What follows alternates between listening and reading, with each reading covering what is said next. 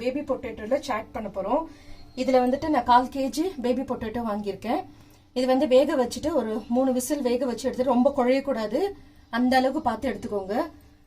ஒரு 3 டேபிள் ஸ்பூனுக்கு கடலை மாவு, 3 டேபிள் ஸ்பூனுக்கு கார்ன்ஃப்ளோர் எடுத்திருக்கோம். இது வந்து மீட்டா சட்னி, புதினா சட்னி. இதை நான் எப்படி செய்யறதுன்ட்டு வீடியோ போட்டிருக்கேன், டிஸ்கிரிப்ஷன் லிங்க் கொடுக்குறேன், செக் பண்ணி பாருங்க.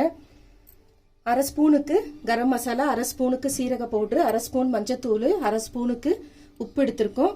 1 ஸ்பூனுக்கு plain chilli powder, chaat masala 1/2 spoon.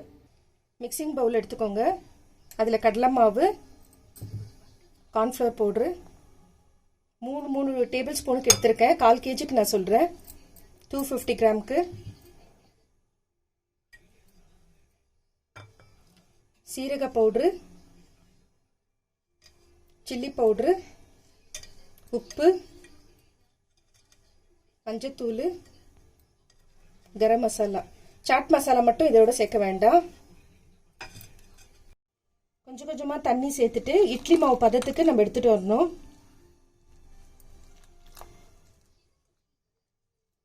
இப்போ இதுல டிப் பண்ணி தான் நம்ம பொட்டேட்டோ செய்ய போறோம்.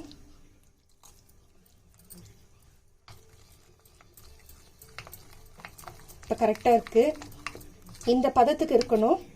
ரொம்ப தண்ணி ஆயிடுச்சுனாலும் நீங்கள் பொரிக்கும் போது எண்ணெயிலே வந்துட்டு இந்த மாவெல்லாம் போயிடும்.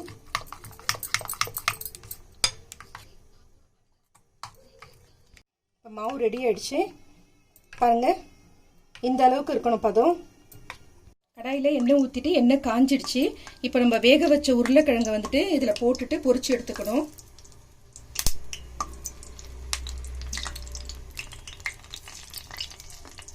பாருங்க, நம்ம எல்லா உருளைக்கிழங்கையும் எண்ணெயில் போட்டாச்சு.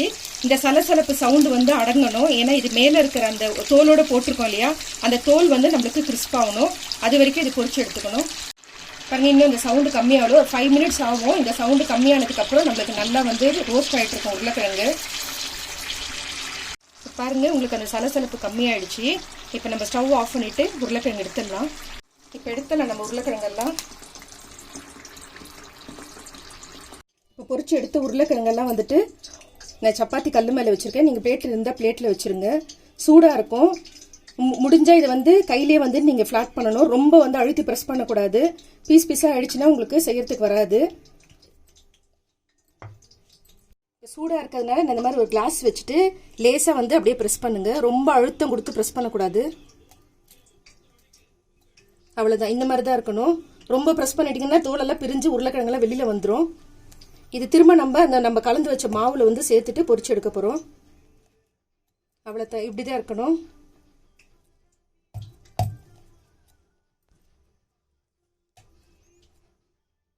பாருங்க, இந்த மாதிரி எல்லாத்தையும் ப்ரெஸ் பண்ணி எடுத்தாச்சு.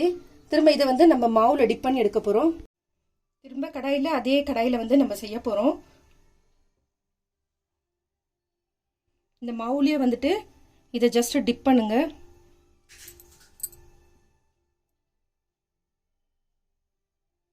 டிப் பண்ணிட்டு அதை அப்படியே எண்ணெயில போட்டு பொரிச்சு எடுத்துக்க போறோம்.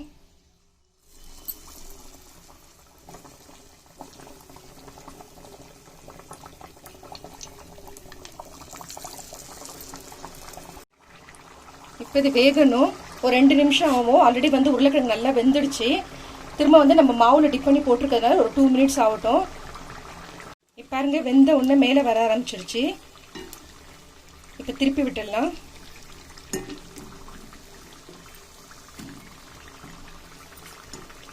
ரெடி ஆயிடுச்சு, நம்ம எடுத்துடலாம். கொஞ்சம் இப்படி சாய்ச்சி வச்சுக்கோங்க. அதில் இருக்க எக்ஸஸ் எண்ணெய்லாம் வந்துட்டோம். வெளியில கிறிஸ்பாவும் உள்ள உங்களுக்கு சாஃப்டாவும் இருக்கும். இது நார்த் சைட்ல இந்த சாட் வந்து ரொம்ப ஃபேமஸ். இப்போ நம்ம பொரிச்சதெல்லாம் வந்து ஒரு பிளேட்ல வச்சாச்சு. இப்போ இது மேலே வந்து லேசா வந்து சாட் மசாலா தூவிக்கலாம்.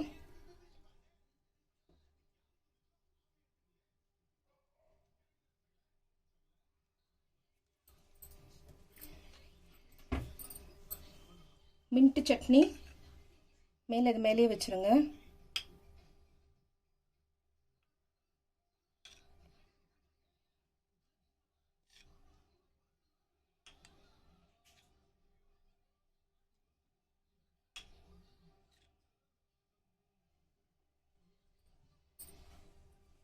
இது மேலேயே வந்து மீட்டா சட்னி.